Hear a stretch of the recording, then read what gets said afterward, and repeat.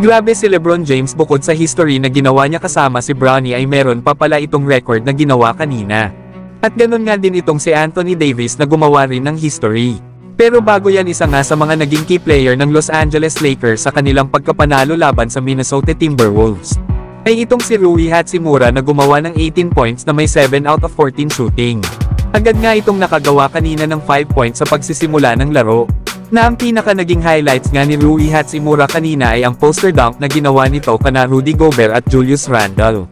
Nasa naging post-game interview nga kay Rui Hachimura ay natanong ito ng media patungkol sa kanyang scoring laban sa Minnesota Timberwolves. Lalo at nagawa daw nitong madakdakan si Randle galing sa kung saan.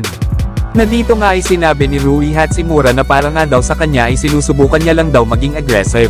Tapos sinabi na nga rin ni Hachimura ang patungkol kay Julius Randle. Na minsan daw kasi ay nakatayo lang ito kaya naman ay napag-usapan nga daw nilang magkakasama na gamitin ito. Lalo at alam daw ni Rui Hachimura na maaari daw siyang maging screener at mapunta sa pwesto sa corner para atakihin ang rim. Kaya yun pala ang dahilan mga idol kung bakit nagawang ma-posterized dunk ni Hachimura si Julius Randle. Palagi nga daw kasi itong nakatayo at nakatunganga sa kanyang pwesto. Pero mga idol, in fairness, maganda ang naging performance ni Hachimura lalo na sa kanyang decisions making. Lalo na ang atakihin nito ang depensa ng kalaban. Kalimitan kasi sa naging role ni Hachimura sa kanilang opensa ay nagiging cutter ito. Kaya madali itong mapasahan ng kanyang mga ka-teammates. Pero kayo mga idol, ano ang masasabi nyo dito? Samantalang LeBron James, bukod pala sa history na ginawa nito kanina bilang ang first father and son na naglaro sa NBA, ay may record pa pala itong ginawa sa naging laban nila sa Minnesota Timberwolves. Ito ay nang tuluyan ng malagpasan ni LeBron James si Kobe Bryant para sa may pinakamaraming missed shots sa NBA history. Matapos kasi itong makagawa ng 6 na missed shots laban sa Minnesota Timberwolves ay lamang na ito kay Kobe Bryant sa may pinakamaraming missed shots. Meron lang naman si LeBron James na total na 14,482 missed shots. Pero mga idol, hindi na rin naman ito nakapagtataka dahil halos na sa 146 games ang lamang ni LeBron sa mga laro na nailaro niya sa NBA kesa kay Kobe Bryant.